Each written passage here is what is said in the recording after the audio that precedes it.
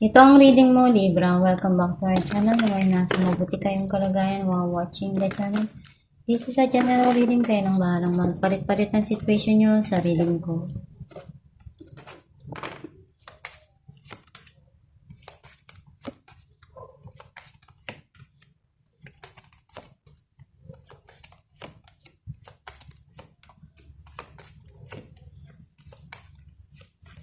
At the bottom of the deck, Two of Pentacles. I feel like yung energy mo, nasisense ko na nandun yung mga bagay na pinag-iisipan mong malalim.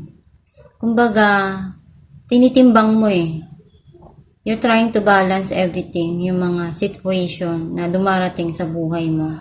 Pwedeng decision, something here na hindi ka pa handa na gawin or harapin. Ang mensahe ng card mo, at the back of your mind, you're thinking very deeply. Pwedeng someone sa buhay mo or something na nangyari sa buhay mo na hindi mo makalimutan. And nakikita ko na sobrang andun yung emotional ka. Sobrang yung sadness. Diba makikita mo?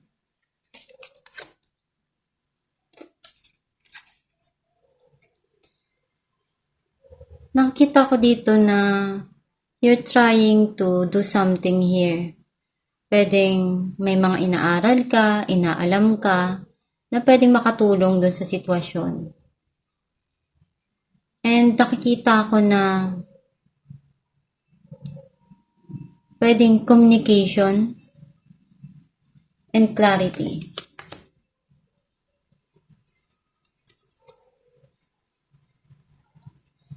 Marami kang binabalak na gawin pagdating sa career, sa financial.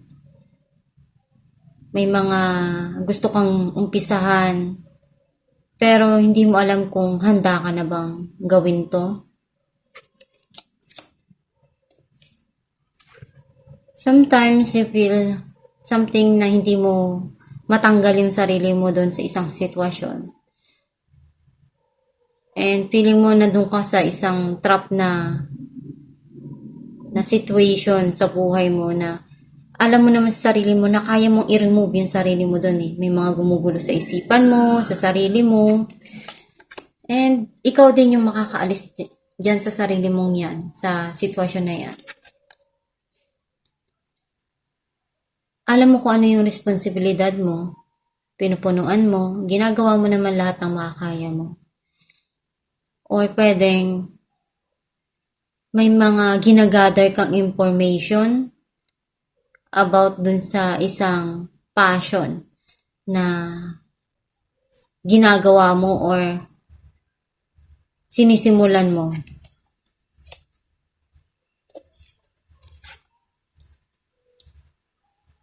Pinag-iisipan mong malalim mo, pero hindi ka pa makapag-umpisa. Hindi ka makagalaw.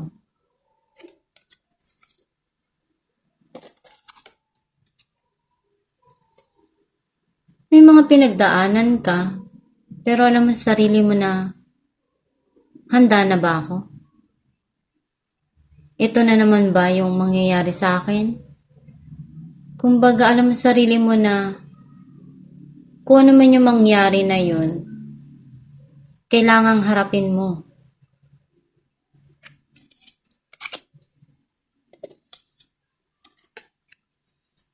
Alam mo sa sarili mo kung ano yung makakabuti dun sa sitwasyon, sa buhay mo. And nakikita ko naman na you are guided sa mga ginagawa mo, basta magdasal ka lang palagi. Clarify natin ang the moon. Three of Wands and the Emperor. May hinihintay ka dito eh. Pwedeng may gusto kang puntahan. Pero kinukontrol mo yung sarili mo. Or pwedeng may kumukontrol sa buhay mo. Clarify natin Page of Pentacles. Knight of Cups and the Devil.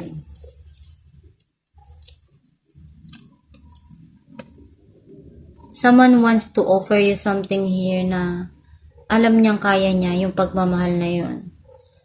Pero ikaw naguguluhan ka eh. Hindi mo alam kung ano yung gagawin mo, kung tatanggapin mo ba o hindi. Clarify natin ang Ten of Wands. Queen of Wands and Six of Wands. Meron success oh. After all na ginawa mo, nakita ko na magwawagi ka rin. Nakita ko na magiging masaya ka rin dahil mag-heal and andun yung passion mo. Magiging okay lahat, may maa-achieve ka. Clarify natin the Fool.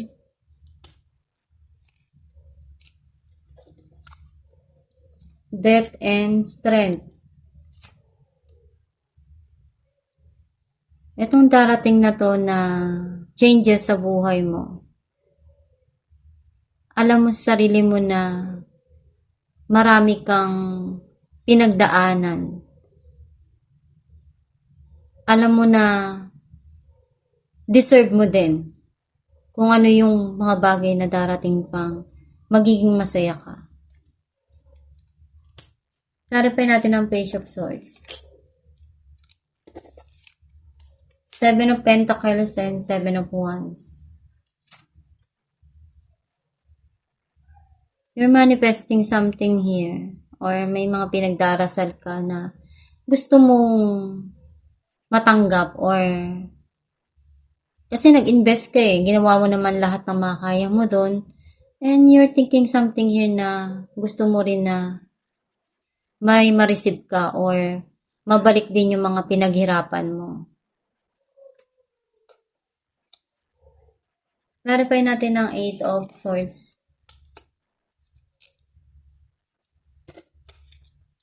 Four of Swords and Two of Swords. You need to relax kasi masyado ng alam mo yung pagod na yung katawan mo, pagod na yung isipan mo. Kaya hindi ka makaalis na sa mga bagay na gumugulo sa sarili mo. Kasi nasosobrahan ka na ng kakaisip. Doon nakikita ko na ma-overcome mo, malalagpasan mo lahat yan. Yung mga pagsubok na yan, yung mga pinagdadaanan mong yan. Malalagpasan at malalagpasan mo yan. Clarify natin ang The Hangman. The Moon and Temperance. Clarify natin The Hangman, The Moon and Temperance. Kailangan mo lang talaga na ibalanse at habaan yung pasensya mo.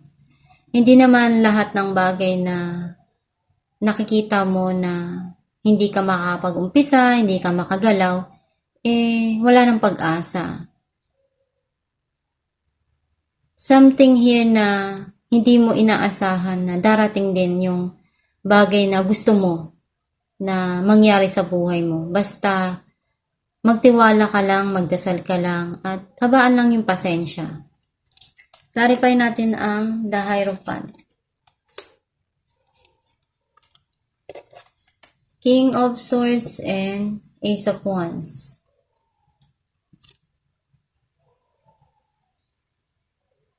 Nakita ko na something here na mas alam mo na kung ano yung mga desisyon na gagawin mo. Kung ano yung pipiliin mo. Kasi may darating dito sa'yo na bagong opportunity. Ngayon, pag-iisipan mong malalim at aalamin mo kung ano yung makakabuti para sa'yo. May mga bagay dito na gusto mong umpisahan pero alam mo sa sarili mo na kailangan ng masusing desisyon, pag-iisip, or something here na kailangan pag-isipan ng mabuti. Alamin natin kung ano mensahe ng iyong gabay.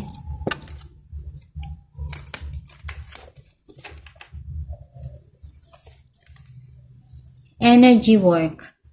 Life can be electrifying because its very essence is energy. Your body is a remarkable energy field that will positively respond to loving treatments. Your hands and heart are activated to give healing energy to your loved ones and clients. Ang mensahe ng yung gabay na yung mga bagay na ginagawa natin, kailangan talaga ng energy. Kahit pa sabihin natin na hindi siya ganun kahirap na trabaho or something na ginagawa natin sa araw-araw. Kailangan natin ibigay kung ano yung mga bagay na makakabuti dun sa sitwasyon, sa sarili natin. Siyempre, yung energy na yan, kung ano yung nilalagay mo sa sarili mo, yun din yung na ilalabas mo sa iba or sa paligid mo. Malaki yung naitutulong nun eh. Kung masaya ka, masaya din yung nasa paligid mo. Masaya din yung mga taong nakapalibot sa'yo. Kasi energy yun eh. Hawakan mo man, ngumiti ka man, magsalita ka man, lahat ng binibitawan mo, may energy yun. Yung pagngiti mo lang, yung pagsasalita mo lang, may energy yun. May binibigay tayong energy sa lahat ng bagay na ginagawa natin. Basta gawin mo lang yung makakabuti dun sa mga sitwasyon na dumarating sa buhay mo. And ngumiti ka lang kahit na sabihin natin may sadness sa puso mo. Pero pag may tao na nakita na masaya ka, masaya din sila. Although, mahirap talagang ngumiti kapag malungkot ka. Pero mas mahirap naman na malungkot ka na ipapakita mo pa rin sa iba na nasasaktan ka, nalulungkot ka. Mas maganda na kalimutan na lang yung mga bagay na malungkot, na masakit, at baguhin mo yung maging positibo yung pananaw para yung darating sa buhay mo na blessing is mas maganda. Basta magdasal ka lang palagi at alagaan yung sarili mo. At itong yung reading Libra, kung nakaresonate ka, kindly comment down below. Thank you for watching.